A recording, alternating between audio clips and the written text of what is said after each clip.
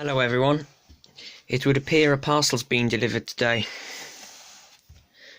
This is what's came. I'll unbox it and show you what's in it.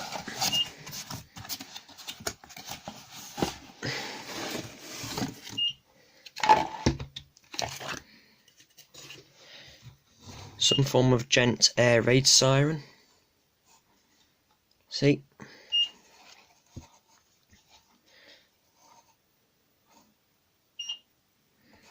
Security screw to stop it from being tampered with.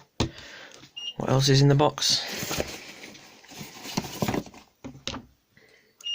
Waterproof seal that goes on the base. See, I'll just get a screwdriver to unscrew the base. Right, now that's been unscrewed. See, small plastic screw, flathead screwdriver.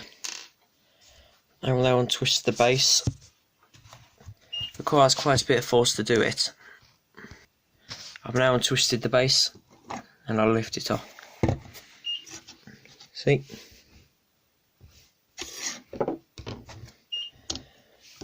This is what this waterproof mount is for. So it can be mounted externally.